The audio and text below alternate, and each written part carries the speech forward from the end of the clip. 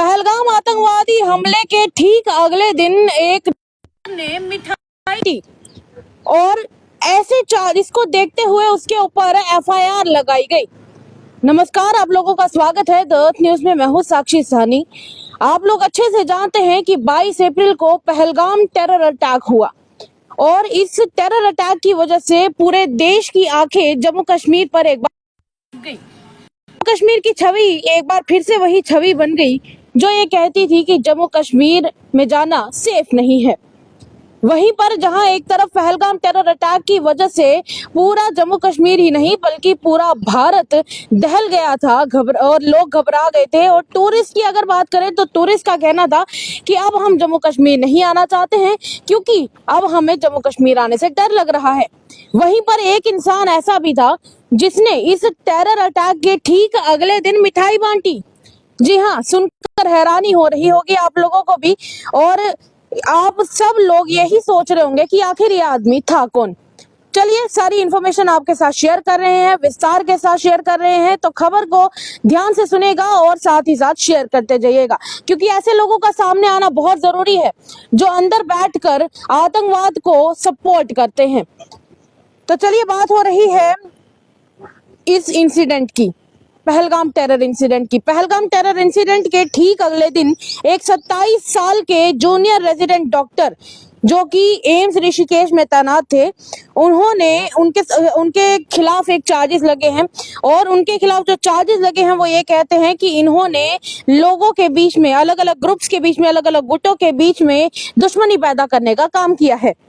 क्योंकि ऐसा कहा जा रहा था कि अप्रैल 23 पहलगाम टेरर अटैक के ठीक अगले दिन ये हॉस्पिटल में मिठाइयां बांटते हुए दिखे। और अगर पहलगाम टेरर अटैक की बात करें तो सबको इस बात का गम था कि 26 लोगों को एज ए टूरिस्ट मार दिया गया और वो भी ये पूछकर मारा जा रहा है कि तुम कौन से धर्म के हो, क्या तुम मुसलमान हो या नहीं हो। ये सब पूछ के लोगों को मारा जा रहा था और 26 लोग जहां पर मारे गए, उसके बाद एक इंसान इस तरीके से मिठाई कैसे बांट सकता है। जब इस सब के बाद कंप्लेंट फाइल की गई तो फिर ये कहते हुए कंप्लेंट फाइल की गई कि इन्होंने जितने भी उस दिन टूरिस्ट को मारा गया है टेररिस्ट द्वारा, उस सब की सेलिब्रेशन की है। जब इस सब के बाद इससे पूरी इंफॉर्मेशन जानने की कोशिश की तो इन्होंने आगे से कहा कि मैं तो ईद के मौके पर मिठाई बांट रहा था, जबकि सब लोग अच्छे से जानते हैं कि ईद का त्योहार तो कब का चला गया था।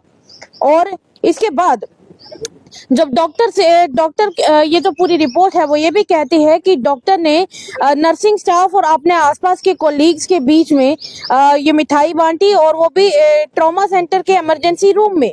जब वहां पे एक बार उनमें से किसी स्टाफ मेंबर ने उनसे पूछा कि आखिर आप मिठाई किस खुशी में बांट रहे हैं, तो उनने कहा कि मैं तो ईद की खुशी में मिठाई बांट रहा हूँ, जबकि सब लोग अच्छे से जानते हैं कि उस दिन कोई ईद नहीं थी।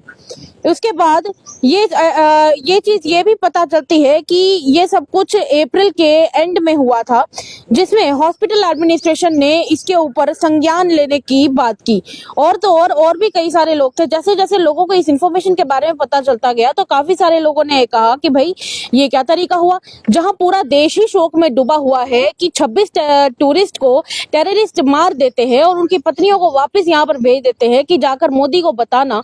ऐसी सिचुएशन पे कोई इंसान मिठाई कैसे बांट सकता है? जहां लोगों का त्योहार तक मनाने का मन नहीं कर रहा था, लोगों का नाचने गाने का दिल नहीं कर रहा था, वहां पर कोई मिठाई कैसे बांट सकता है? ऐसे में ही इसके ऊपर कई सारे पॉलिटिकल मेंबर्स ने भी इसके ऊपर आपत्ति जताई, गुस्सा जताया और उन्होंने इस मैटर के ऊपर डीजीपी के ऊपर लिखा और उन्होंने कहा कि हमें हॉस्पिटल के मैनेजमेंट की तरफ से कोई भी एक्शन नहीं दिखाई दे रहा है, क्योंकि हमने हॉस्पिटल के मैनेजमेंट से बात करने की कोशिश की कि इस आदमी ने ये जो काम किया है इसके ऊपर कुछ ना कुछ कड़ा संज्ञान लिया जाए, पर हॉस्पिटल मैनेजमेंट ने इसके ऊपर कोई संज्ञान नहीं लिया। इसीलिए उन्होंने डीजीपी को जाकर इस मामले की इंफॉर्मेशन दी और उन्होंने ये भी बताया कि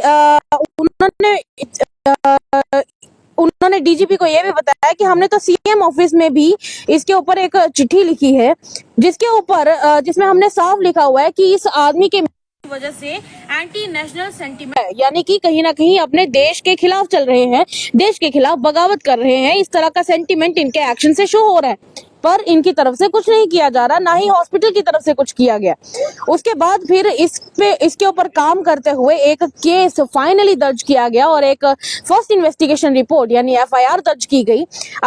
और ये एफआईआर आपकी ऋषिकेश कोतवाली पुलिस स्टेशन में ये इस डॉक्टर के खिलाफ एक एफआईआर दर्ज की गई है, जिसमें कई सारी सेक्शंस आती हैं। सेक्शन 196(1)A, सेक्शन 196(1)B भारतीय न्याय संहिता के तहत, जिसमें ये बताया जाता है कि इस आदमी ने लोगों के बीच में दुश्मनी पैदा करने का और डिसहार्मनी, लोग अलग अलग रिलीजन्स के बीच में लड़ाई लगवाने का काम करने के लिए किया है और इसके ऊपर भारतीय न्याय संहिता के तहत सेक्शंस लगाई गई।